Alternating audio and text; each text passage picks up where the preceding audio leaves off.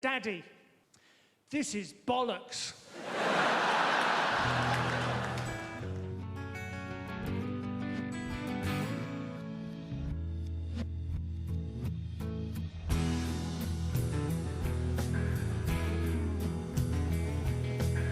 All right, everybody, and welcome to episode 297 of the 9 Years podcast. I am Nick Draper.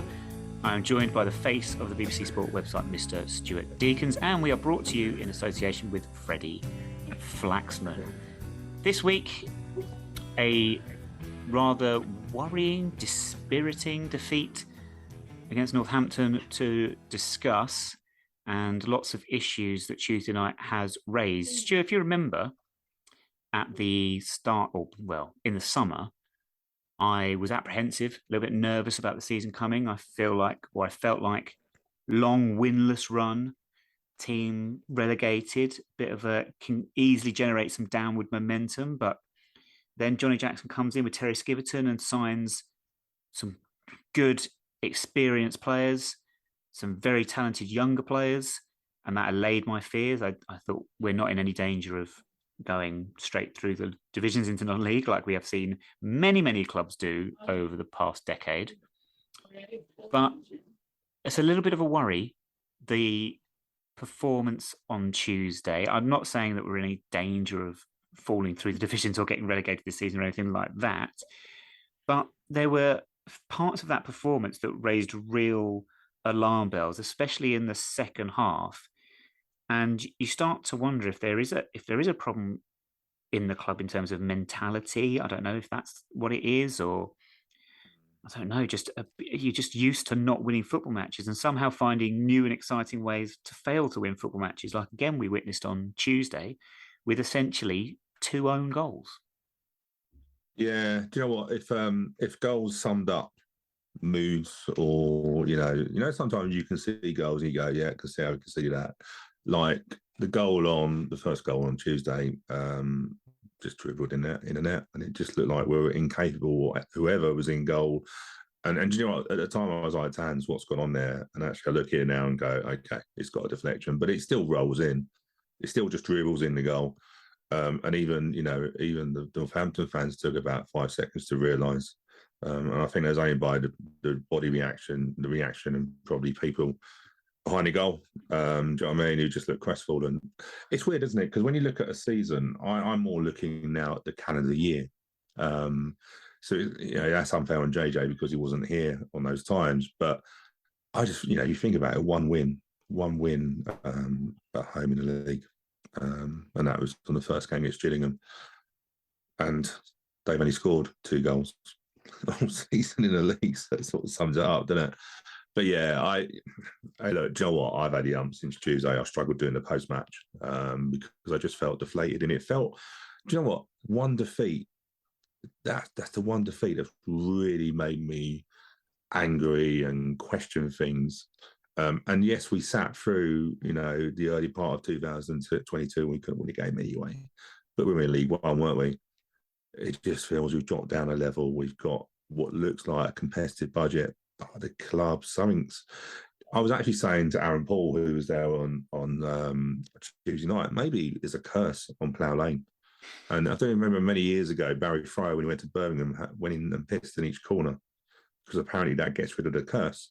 Hey, look, I'm happy to go and pee in each corner if that helps. Do you know what I mean? But it just feels like Plough Lane is just not destined to see a win. If you are a fan of League One, League Two clubs, Wimbledon away right now is the best away day ever because you get a great stand behind the goal, which is, nice size, get good view of the game, create a fantastic atmosphere. The away end generates fantastic noise. And 9 times out of 10, you're going to win. Or you're going to get some ridiculous late equaliser, which tends to happen just as much. It's 3 wins in 27 in the league at Plough Lane. Yeah, and do you know what? I said on pre-match that Northampton have shown incredible resolve and because you think, right, they must have been absolutely demoralised. 7, they lost 7. Sorry, they didn't lose 7-0, but Scunthorpe managed to lose 7-0 Bristol Rovers. They went into Northampton went into playoffs, and then they lost against Mansfield. But do you know what? Credit to them, because they'd come back and they just carried on from where they left off. Because it doesn't feel like a relegation, but they were in the promotion places most of the season. Bristol Rovers, incidentally, probably not far away from where we were this time of the season last year. But I looked at them and thought they resolve. And do you know what? No disrespect to Northampton, but I thought they looked a very bang average club, a bang average team, but did the basics right. That's the thing. Did the basics right, looked a team together, aggressive, worked in packs, but they were nothing spectacular from what we're used to in League One. But we just looked disjointed. We looked like a team of individuals. As I've said many times before, the gaps between the lines are too much. And if I'm being honest with you, Johnny Jackson shows signs to me of feeling a little bit like, well, I just need to throw as much mud at the wall as I can and see what sticks. Changed formation, changed personnel, brought a right winger on to replace Nathan Young-Coombs, and then brought on 2 forwards with no disrespect, haven't got a league goal between them. So we should say, we went into what I would like to know. So we went into the Northampton game, we changed the shape. We've been 3-5-2, 5-3-2 all season. We went to a back 4. It looked to me like more of a 4. Some people said it was a 4-4-2 diamond midfield. To me, it looked like a 4-3-3. Nathan Young-Coombs and Ayoub were really pushed really out wide, and we'll come on to that in a second. But that was the formation change that we went with. I would love to ask Johnny if that was the plan for Leyton Orient as well, the Leyton Orient game beforehand, which was postponed due to issues around the Queen's passing. So I'd be interested to know if that was a formation change that he was looking for as a long-term thing, or did he change specifically for Northampton? Don't actually think in the first half it was a bad thing at all. I thought we looked okay in the first half, created a couple of chances, made their keeper make a couple of saves. Then we just conceded, like you say, a daft goal from a set piece. We've talked about set pieces, but what you also said about set pieces, Northampton very strong at set pieces, but what you also said there was they looked basic, but they were solid and they knew their jobs and they didn't make mistakes. We made mistakes. Nick Zanev could have given away a goal to Pinnock very early on, passed it straight to him. Pinnock didn't do the best with that opportunity. And then the first goal comes again. We lose possession in our own defensive third. They work a chance. They miss it, but the ball goes wide. Lee Brown goes steaming in, makes a bad foul, a challenge he didn't have to make, which gives away the free kick. And then, you were explaining to me, I'll let you explain to me the errors then that go from the set piece to the back post. Well, it's difficult, isn't it? Because normally errors, or we've got Harry Pell that's got beaten up on the back stick. He's probably he's 6 foot 6'3", and he literally just gets done on a jump, and he's just pushed down. It's not a foul; it's just someone getting up early. Then it hits Alex Pearce on the side, very similar to the second goal. And then Zanev's just flat-footed, and it just rolls in like it rolls. It's one of those. It's one of those. Like if it was up the hill, it probably would have reached a goal. Do you know what? It was so slow that I actually, like Liam Trotter, was bemused about how slow it was. And it, and from where I were, it looked like a Zanev error because it was blindside. But when you look at it, it does get a deflection. I'm not. Hey, look, do you know what? I think Zanev loses his gripping, but it's one of those. Losing his footing. Footing, yeah. But like I say, there's errors before that, isn't it? You give away a free kick, they're strong on set pieces, and then you get done on the back stick. Hey, look, do you know what? But I suppose it was the reaction from it, because the reaction wasn't great. It wasn't, but no, about 10 minutes, 10, maybe 15 minutes after that, there was a real lull and our heads had clearly dropped. But again, I thought we actually finished the half the better side again. We were the ones looking to make things happen. I was saying to you beforehand, we were putting balls in behind Northampton's back 4. They did not like it. They looked uncomfortable when they had to turn and face their own goal. Ayoub was giving them problems. Nathan Young-Coombs has to come off injured, and we're still not sure exactly what the prognosis is there. But he caused them problems down the right-hand side. I thought it was okay. I wasn't happy, but I thought, okay, we're in this game. Second half was woeful. Yeah, I'll be truthful. I missed the last quarter of an hour of the first half because I was queuing up for naked chips and it was wet. Oh, so I'll be truthful. Not queuing up for a visit to Westminster. But I'll be truthful. No, but I'll be truthful. It sort of sums up my feeling on home games. It's just become that way. I just literally look forward to going to naked chips. That's my highlight on that. It's the thing that I know gives me guaranteed joy and doesn't let me down on that side of it. can I just go back to before we go in the second half? One of the things that I was really frustrated with, there's quite a few people moaning about Zanev and his distribution. We don't give that keeper a chance sometimes. We are so deep. Yeah. We are so deep as centre halves. And then we play a ball. We play a ball because there's no out ball. And then we moan at Zanev when he can't kick. And I'm just sitting there thinking, that's just shifting responsibility. That's what annoys me, and it makes Zanev look bad. I'm not saying he's not had a great season in terms of start to the season. He's made some errors, but I think sometimes we put him in, probably in blunt, we put him in shit sometimes on that. And we just, why are we so deep? I just don't get it. Why are we so deep? Well, the other thing about the formation change was that we went to the back four, which meant Lee Brown became a straightforward fullback as opposed to a left-sided centre-half. Will Nightingale dropped down to the bench. Riley Towler comes in for his debut alongside Alex Pearce. I'd assumed that maybe the extra pace that Riley has, I've got no evidence really on that 90 minutes to tell you whether he is particularly fast or not, but I assume that was part of the thinking. Maybe a little bit of pace at that area meant that our back four shouldn't have to be so deep because you've got that extra pace, but clearly not. Clearly it's a... I just don't get it. And because we play so deep, which then means our midfield is a bit more detached, and it means our forwards are a bit more detached. I felt there was no way of getting out. Northampton didn't press high on us, but I just don't get why we're so deep. We don't need to be that deep. And the reason I mention that is because that's when Zanev doesn't. You can play him as an extra man, but he's literally, because we're so deep, he gets the ball with no time, and then someone's on him. And yes, he does make an error for Pinnock, and it could have cost us that. But yeah, second half, I just don't know. I don't know about you, but I just felt like we weren't going to score. I just felt we weren't going to score. I just don't see where we are. And then, like I say, bringing on Bartley and Huddin. And I think, I'm keen to say here, this is not me moaning about personnel. It's just moaning about the situation. Squad depth, for me, is terrible. I just don't understand it. I think I looked through it, and we've got a more of a higher average age, but that's because we've signed quite a lot of few over 30-year-olds. But we're relying on academy products. Bartley was at corned beef. He was at Cotteswood United. Corned Beef United. Let's call him that now. He was at Cotteswood United last year. He was in the academy last year. He's a first-year pro.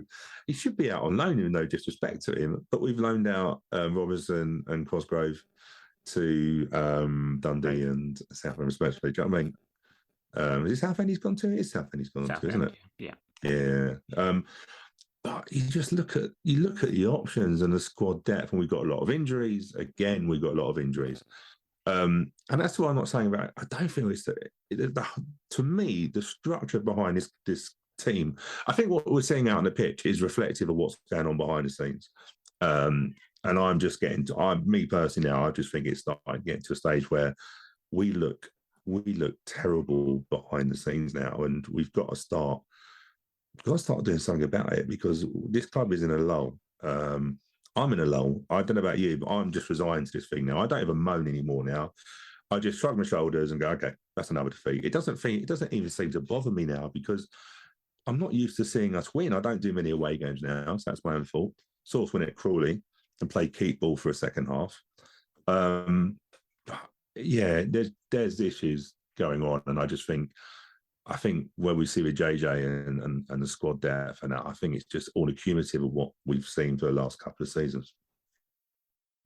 Behind the scenes, you said. How do you mean? I think. Yeah, so the North Trust Board released a finance update about a week ago. Just give us an update on, because I think there was questions on. I talked about squad depth, and there was questions if we've got any money outstanding on players signed, etc. We've let quite a lot go for transfers fees. And it was one of the frustrations I had. Remember I was saying to you last season when people were going, do you know what, going to League Two might not be a bad thing. We'll win games. We might see more games, see us being more competitive and stuff. And I was always talking about, funding is not great in League Two, and that sort of comes out in the finance. We've basically, from the central funding from the TV money, we've lost £500,000 from League One, and probably another 400 grand on loss of match day. Obviously, I think we budgeted for 6.5 attendance, even though we're doing quite well at the moment. for that. It wasn't great on Tuesday night, but I think there's a few things involved in that. And do you know one of the things that really, I'm going to say, it really annoyed me was a line about, you know, you've got to pay out £400,000 to bondholders this season, but they were very much like if that went to the squad, and it was like an insinuation of, well, we don't really want you to take your interest, we'd rather keep it and you help us out, and it's just getting to me now. I'm just getting a bit fed up. You know, I didn't do bonds. I haven't got that money, and to be honest with you, I just didn't want to do it. But it just feels to me, you know, we pushed so many things down the road. We keep kicking the can down the road, and it worried me a little bit. You know, we've had to raise 900,000 to cover that loss, and we've raised that by transfers out Rudy, Maka, and a few in the youth team. But we can't keep doing that every season if we want to keep this budget, which is supposed to be a competitive budget. Because before that, Nick, you know as well as I do, we used to moan about keep losing players on free transfers. Yeah. And Rudy is really a little bit of, well, it's not a norm. You know, we're not going to be able to get the fee, whatever that fee was, but it was obviously quite a decent fee. We can't keep getting that. In terms of the academy, Mark Armstrong was great in the academy side of it. And we have got some new people, not saying they won't be able to produce those kids. But as a model, yes, it's good to look at development, but it isn't guaranteed. And we can go back to losing people very young. Cox, who went to Brentford, Leo Carstadine, who went to Chelsea. We don't get we're getting probably 100 grand, 150 grand with loads of add-ons. But it really bothered me, if I'm being truthful. And then, you know, when we look at 3.2 million needed when the first lot of the bonds mature, how do we fund that if we've also got to try and fund, you know, effectively £1 million to get us anywhere near a decent budget? We can't keep going on this way. Well, one way we are trying to sort ourselves out with a bit of extra money is ticket prices, which we've spoken about. It was an interesting discussion on the Northampton Town podcast last week. George Jones went on there, and they pointed out that seats in the West Stand, most expensive seat you can buy is £35. And they simply said that if Northampton were having to charge those ticket prices, then they just wouldn't be able to do it. It wouldn't be sustainable because people wouldn't pay it. And it's a worry because of the current economic circumstances we are facing. I mean, that's a specific part of the stadium where you'd expect to pay the highest prices. Of course you would. It's a premium, isn't it? Yeah, it is a premium. It is, and there will be fans that are in a position to pay that, and that's fine. But if we're seeing them go up across the board, it won't be long until you see other areas where people go, actually, do you know, no, especially if we don't ever win any games at Plough Lane.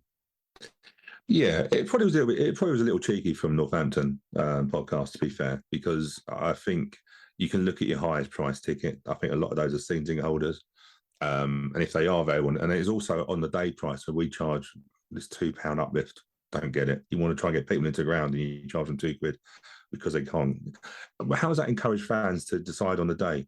When you put a £2 uplift, I know it's only £2, but if you've got a family of 4, you know, it soon adds up to it, and that sort of side of it.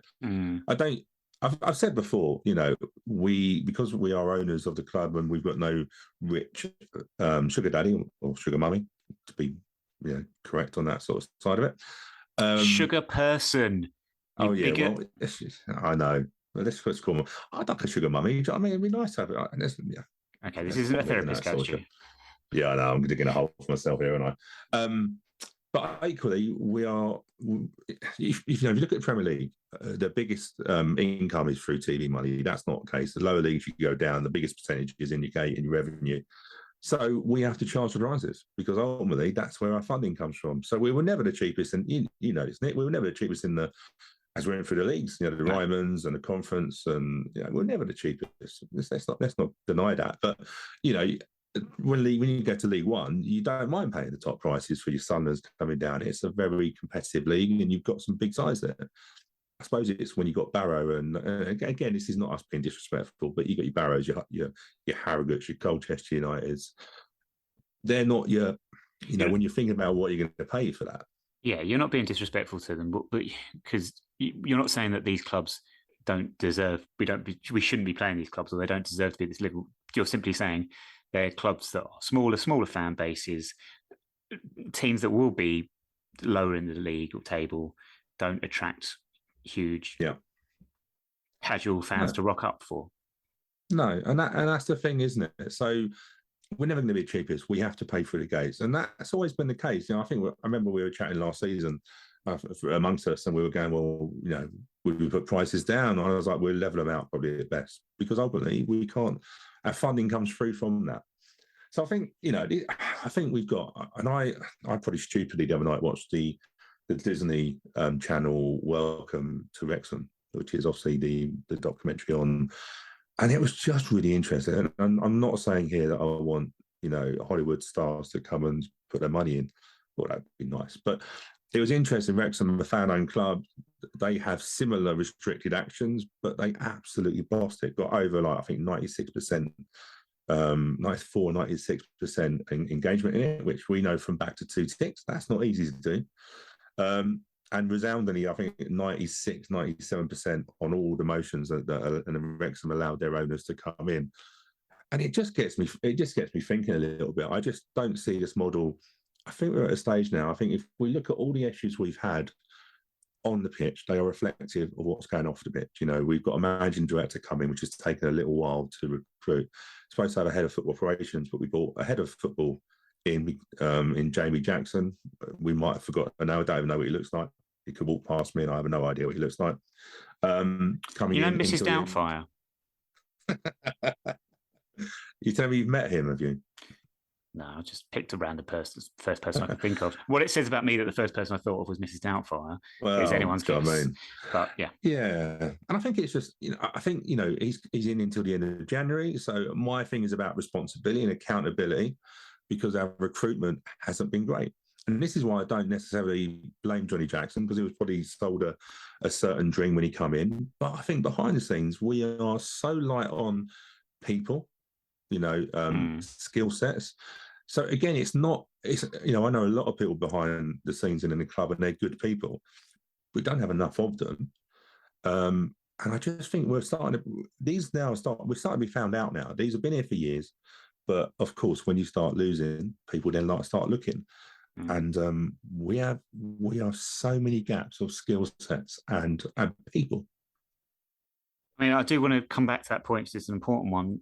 We've said it before, but I want to talk more about it. But you just mentioned there about recruitment and not getting recruitment right in terms of the squad. It's a difficult one because I just think, like I said earlier at the start of the podcast, I said the players I think we brought in and I was really happy with, and I still think they're good players.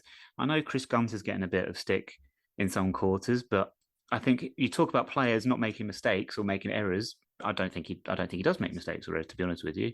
I can't think of anything necessarily off the top of my head. Pearce, experienced centre half, knows what he's doing, understands, can do some of the dark arts when we need to do, which we need those bit of head experience. Magoma, technically absolutely outstanding, and he has the work rate to match it. It passes that he was putting off first half Tuesday night were fantastic. Davison we know is good. Nathan Young-Coombs is good. Is it more that we just haven't got the amount of money we need to get more of them, and that's what's making us rely on the Bartleys and the Fishers that we've seen, and the Ogunderis that we've seen already this season?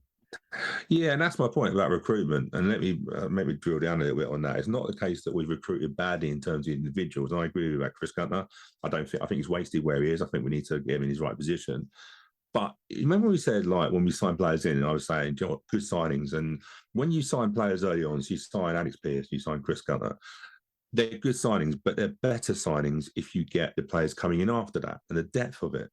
And that's where I feel so my point is the depth is not good enough, in my opinion. You can't keep relying on these academy players that, no disrespect to them, should be out on loan. Yeah. Look at Jack Curry. Jack Curry's come back from a loan period in Eastbourne Borough. Robbo had the chance to bring him back in January, but chose not to. Chose to leave him at Eastbourne Borough because knew that was going to help his development. Comes in this season. I'm not trying to get Robbo some praises, but ultimately he sacrificed development to come in this year, and he's come and hit the ground running. Perfect. On that sort of side of it. Magoma, I agree with you, but Magoma is not going to, if we're relying on Magoma to play 40 games a season, yeah, true. That's silly. Absolute silly. Do you know what I mean? And that's where we are. I think you have to have the depth in the squad. So it's not the recruitment of the individuals that I'm concerned about. It's the depth. And I wouldn't, as long as someone says to me, if someone keeps saying to me, we have the same budget. Well, I don't know what we've done with it then, because the squad is not, the depth is not good enough and it's not strong enough. And if you get injuries like we have now, this is when and we're relying on players that.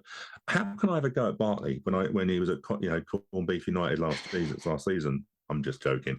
I can't have a go at him. Let's forget Bartley is a player that we bought we actually put on the bench last season, and he played an under-18 game in the morning because we were so stretched. Yeah, true. And so it's unfair to have a go on the individuals. Huddin didn't have a great pre-season. Obviously, he was at Moores later because of the playoffs were delayed, then got a groin injury. So he's coming back, and we're now going, right, you're now third, fourth choice striker. We need you to perform. Yeah. And I think this is where the squad depth to me isn't good enough. And the recruitment, I don't think you should leave recruitment to the manager solely, because you get into a situation where if it doesn't work out, I'm not saying JJ should be sacked or anything like that. I think that's silly. But where I'm looking at is going, we should have had a head of football operations in there who's controlling the direction. So tactically, what we're going to play, what players we're looking at, what loan deals we want to get, in terms of how we're going to sell the squad. So Robbo sold the squad and playing a passing, pressing game, which helps clubs like Brentford. That's how they want to develop their players. But if we're allowing a manager to control that, it's very silly, because we haven't had a manager complete a season since Neil Ardley in 2018. So we can't keep throwing away money, because sack people to get a new squad costs money. So we need to start getting these basics right in the background. And one thing I will say, sorry, my rant's gone on. In the Welcome to Wrexham, they bring in Sean Harvey as CEO. Right. First thing they do. Okay. They wanted an experienced CEO, because they couldn't say to themselves that they were experts. They wanted to have experts in. Well, flip it around. I'm not an expert. You're not an expert. But we haven't. Where's our CEO with experience? It's about doing the right things, and I think we're just naive. And it's showing on the pitch now. So to me, what I'm seeing on the pitch now is what I've been worried about behind the scenes. It's not about people not trying harder stuff, but all the time you do things on a budget, and our budget now is, hey, look, you've got Plough Lane now. You've got fans who are coming in and going, well, I'm seeing a great stadium, I want something on the pitch as well. It ain't happening. Yeah, I mean, I tweeted, everything you're saying there is coming into sort of backing up something I tweeted immediately following the defeat on Tuesday night, which was we seem to be lacking direction. The performance on the pitch looked like a squad that was lacking direction. The club behind the scenes, you could argue, since we've got the stadium, but now we've got to think what's next. And there does seem to be a bit of a lack of direction there. To almost compound that point, I came to the realisation perhaps this week that the Dons Trust Board, we're going into another election cycle. Yeah. I think doing this annually now is no good. It doesn't help, because now we're going to go very quickly into another period of 3-4 months maybe, where the governance above the club is going to be in another period of transition for a spell. When you've got new people joining, they have to get up to speed, they have to know what they're doing, allocate roles, all these sorts of things that have to be done, but they take time to do when, as we said before, you've got part-time volunteers doing it. I'm not sure. I know that we need to revisit that, because I'm sure someone's got, and it's been decided in the past that, you get voted onto the Trust Board, you have 2 years on there. We have 5, I think it's now 5 and 5 every other year to get voted on. So I think we need to revisit that. We could do without more times of upheaval and transition. If we can limit that and be as much and as stable as we can across the board, I think that works. I mean, we talk about Neil Ardley and the stability he offered. Neil Ardley kept us up in season 1, but he didn't do much season 2 and he didn't do much season 3. It was all very much long-term building to get us there. Yeah. And now, as you say, 2018, and no manager's lasted a whole season since. And I mean, who's it been? Been Downs, Hodges, Robinson. You want to factor in Mark Bowen, and now we've got Johnny Jackson, and Johnny Jackson himself is trying to learn this job as he goes as well. And needs support, and he's got a good number 2 in Terry Skiverton. That's one clever thing that he did, and I think we learned from last season. We should have done that last season. I agree about a Dons Trust Board, and this is obviously, we've got friends on Dons Trust Board and previous people that have been on the Dons Trust Board, and it's never. I struggle to moan at them, because I understand how much they have to put in and the It's time they ridiculous. have to give up. It's You a know, massive ask. It's a ridiculous and, ask. and sometimes that's difficult because you want to have a moan, but you actually understand the situation. It's not their fault. Then you have the PLC, who, if I'm being truthful, get away with not get away. That's a hard word, but ownership. You know, if things go wrong, it's a done trustable thing. That, you know, you see it a mile off, and if that's, and maybe that's a case of just fans not understanding the model, because ultimately some don't want it. They just want to watch football, don't they? Yeah, I promise, Stu, I've said this many times before. We'd like, and again, Tuesday night proved it, that we are just like any other football club. People do not go to football matches to worry about the operations and percentages of ownerships and things like that. They go to watch football. They go to have entertainment and have fun. But do you know what, Nick? The moment it goes tits up, those fans then moan. Well, of course. So. Well, yes. Because, you know, because they're paying. If you think about it, if you've got an owner, so we are owners. That's technically what we are. We're owners. Just got loads of owners that put money in. But at any other club, if things are going wrong, they're going to moan at the owners, sack the board, you know, that sort of thing. It's fans are very fickle. Do you know what I mean? Whilst you're winning games, everything's rosy. When you start losing games, you start looking at reasons for it, and then you look at recruitment. You look at why have we not got these players? Because if you look at the model we've got, we're saying that we need to sell our star player or star players or star player each season to keep the budget up. Yeah. Well, that just makes your squad weaker. If you don't invest that money correctly, it's just pissing money out the wall. You know, and that sort of side of it. My thinking was on the Dodge Trust board is actually, why not do it in the summer? Why not do these elections during the summer? I know, you know, like we have to have them yearly, do them during the summer, because you're spot on. What if something's going to be started now? Say someone's up for re-election, they might not be restanding, or if they're restanding, why would you start something if you don't know if you're going to be on it in a couple of months? Do you know what I mean? And you're right, we sort of down tools a little bit, and actually it's a really important time. So I've just, on the top of my head, why not do it during the summer? We have to make sure we have, you know, we're doing 9 years of doing the hustings again. We're hoping to have hey, look, if we've got 5 positions technically up for, is it 5 or 6? It's that number. It's a decent number. Isn't it? 5 up it's for 5. Yeah. So what you really want on hustings and elections is to have double the amount of places at least that are available. So you have people to pick from. Because the worst thing we could have here is to have an uncontested election and people just walk on. Especially, in my opinion, how important it is now for the Dodge Trust Board. There's a lot of work to do. Would you go? Who would look at that and go, right, this is a time for me to? I look at it and go, no. I'd be like, steer. Would I want that stress? Exactly. I'd be like, steer well clear of that. I'm looking at 2025. If I was going to go for the board, and I've considered it a couple of times, but ultimately I haven't got the time for the amount of stuff we do here. But would I want to go in there? Would I want to be on the Dodge Trust board 2025 or probably the season before that? Because you've got to work out how we're going to get 3.2 million. You know, yes, we can refinance it, but the refinance is no banks loan money now, and whoever loans money put an extortionate amount of interest on. So, hey, look, I've said, you know, I've been this way a little while now. I'm looking. I would happily support someone who wants to sell out, and I know, and people never go at me for that as much as they can. I would like to have some protection on the ground, but I'm not a believer of grounds being split from clubs, if I'm being honest with you, because Sheffield Wednesday play a couple of £1 million on to rent their own ground. Technically, it's not their own ground, but their ground that is familiar with them. Oxford do the same. But I just think if we continue with this model, we are going to go in a downward spiral, or we're going to get into a stage where we're going to be bottom half of League Two. And that isn't going to attract the fans as much as we want to believe that people come for the story. They don't. They don't come for the story. We know the story, and we've loved the story. But I think sometimes you just got to admit. Sometimes you've got to admit when you've hit that ceiling. And we need to be. I'm of opinion now. We've got to stop being scared of the past and now look forward, because we're just scared of what's happened before, and we've got to start looking forward, because we're in a rut, and this is not me overreacting on a bad start to League Two. I've been saying this for a couple of years, Nick, as you know, on that, and we've discussed it. I think we're just starting to see now the end results of it.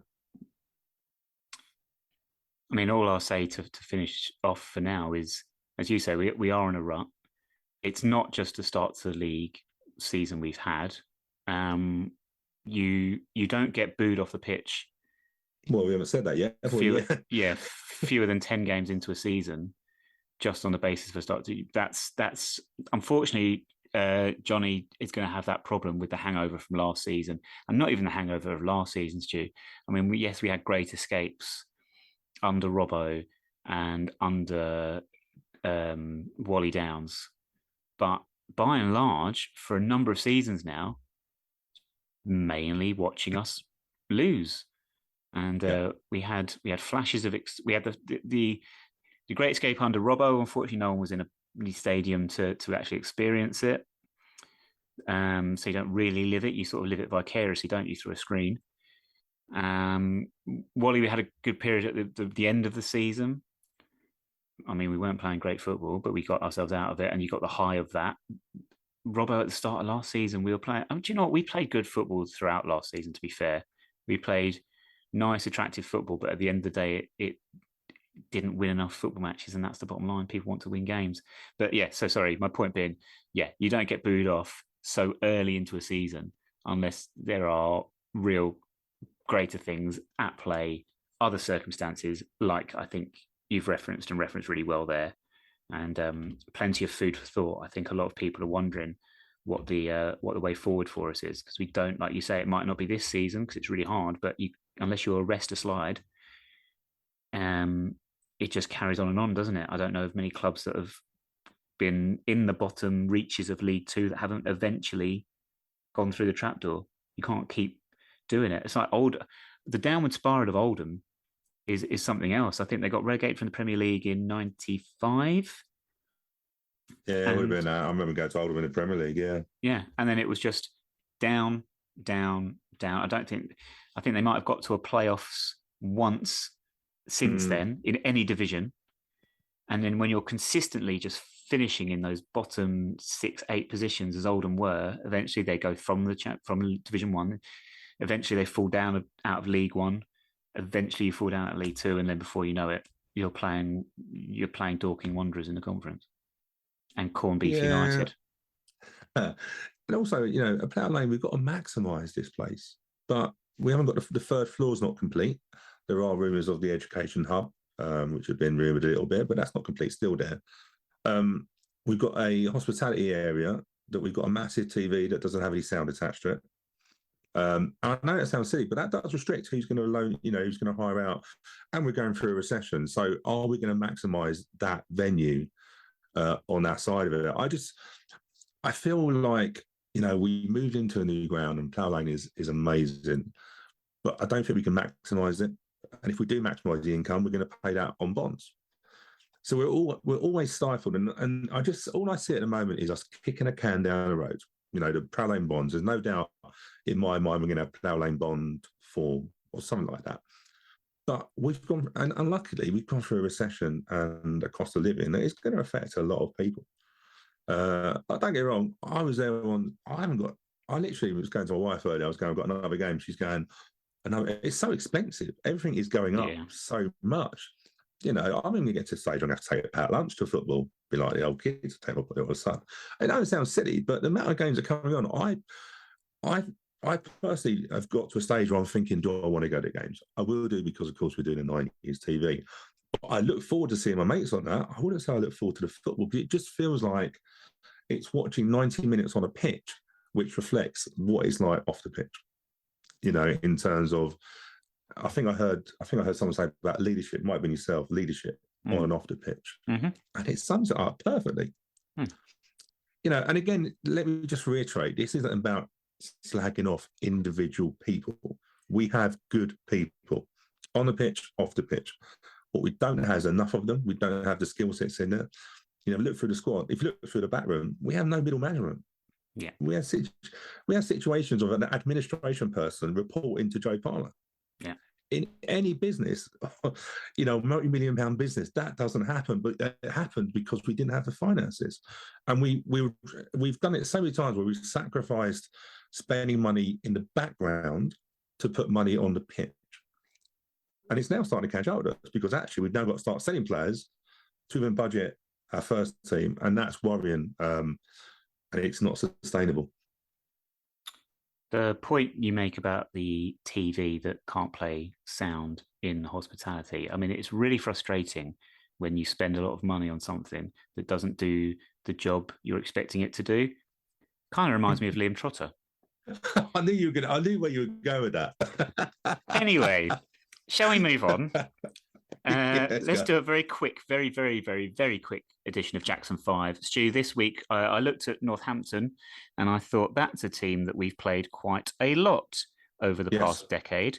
So I did a list of the 5 teams that we have played in league games only, the most since we returned to the Football League in 2011. Now, I actually ended up with a list of 10. Okay.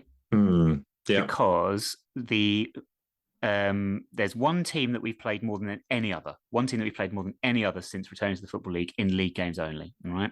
Then the second place is actually a tie between 3 different clubs. And then the third place is a tie between 5 different clubs. So because this is Jackson 5, if I give you the top 4, well, I'll tell you what, I won't tell you who the top 1 is. We'll do that as a bonus, but I'll give you the other ones. I would like you to name the other 5 on this list. Okay, so to explain, the team that we have played more than any other in Football League games since 2011, we've played them 22 times. Okay, the next 3 we've played 18 times, and they are Accrington Stanley, Bristol Rovers, and Plymouth Argyle. I have not included playoffs in these because they would differentiate. Okay. So then that leaves 5 clubs that we have played in Football League matches 16 times since 2011. Do you want to have a guess? I'll give you 6 guesses for these 5 clubs. Who are those 3 teams? Just quickly, Plymouth. Plymouth. We played 18 times. Accrington 18 times, and Bristol Rovers 18 times.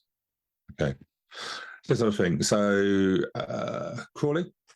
Not Crawley. Yeah, 5 more guesses. Portsmouth? That is 1. Yeah, Portsmouth. Oxford United?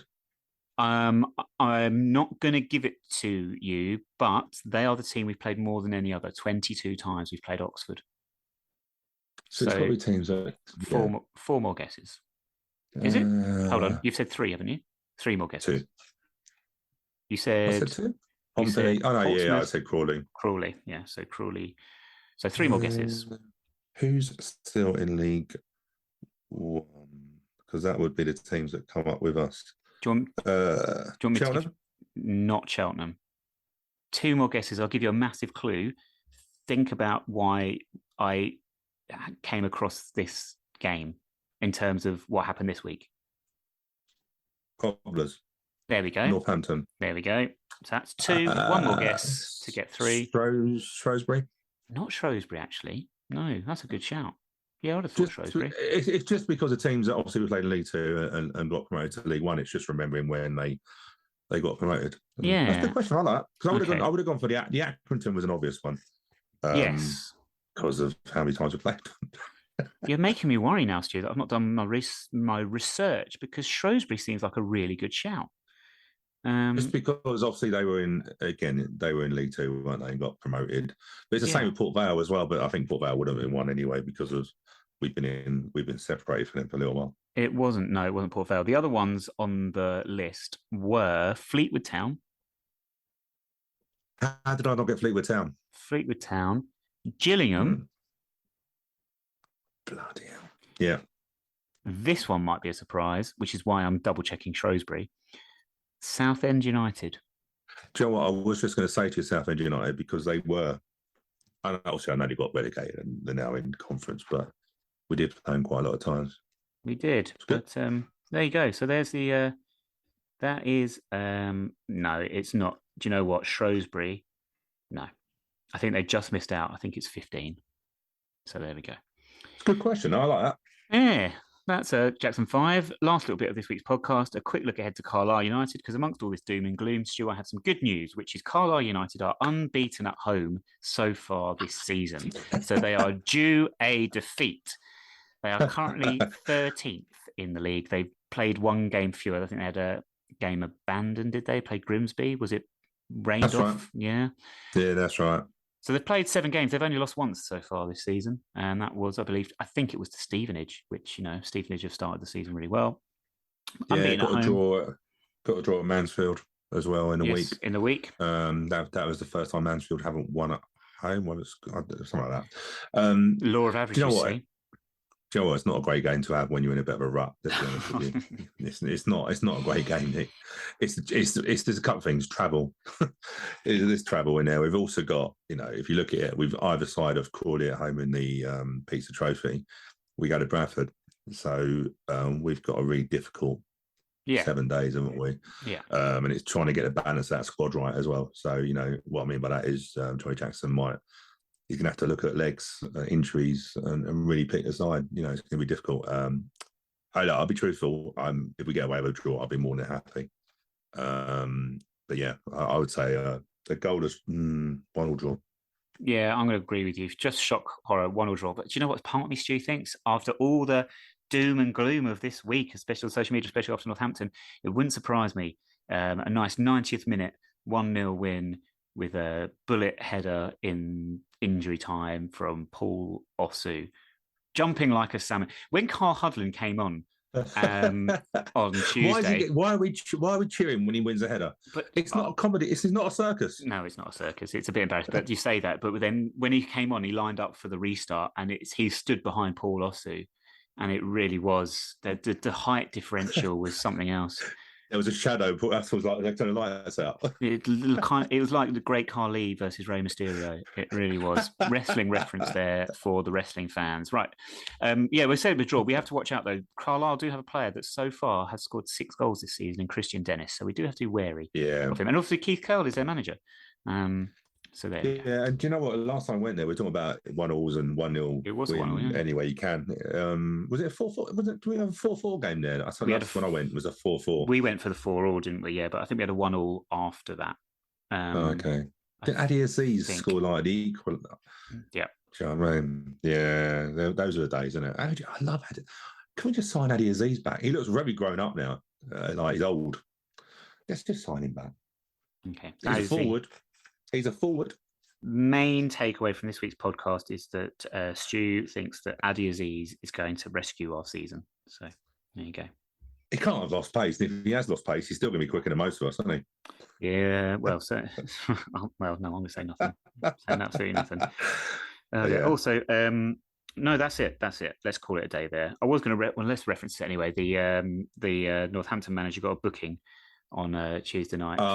Did that go? Did that go off the pitch? Hey, look, everyone, we're right behind it because we're right behind the away dugout, basically. And I promise you, everyone sat. I mean, there were more empty seats in our block than there were people sitting. That's another conversation.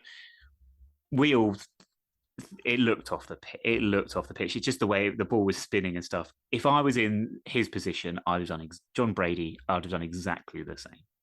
So it was a great touch, to be fair, on a spinning ball. It was a great touch. It was a good touch. Do you know what was funny, right? Was the reaction of him as if like he was like, oh, I should have done that. It was like a very embarrassment, like yes. And it was called him for off. And I'm like, he's just got excited. Do you know what I mean? But that's the reason I referenced it, because I did laugh at the reaction. Like people thought it was some big conspiracy. Like, he's broken up play. We were on the break. It's like, no, it was going out of play anyway. It was just one of those silly things.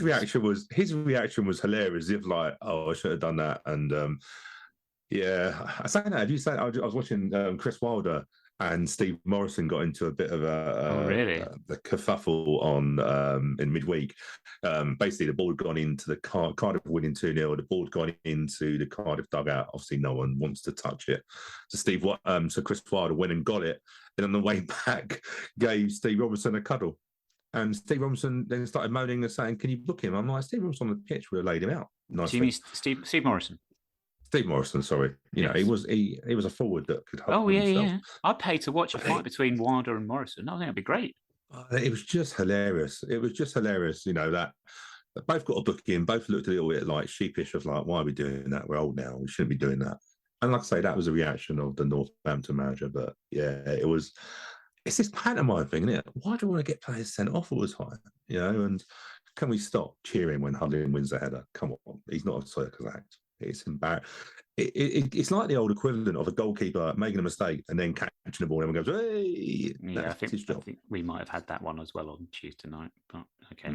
Yeah, sadly. Anyway, that is it. Thank you very much for listening. Updates from Carlisle will be on our Twitter at 9YRS podcast. Please don't spam the Colliers Wood United Twitter with calls of corned beef United.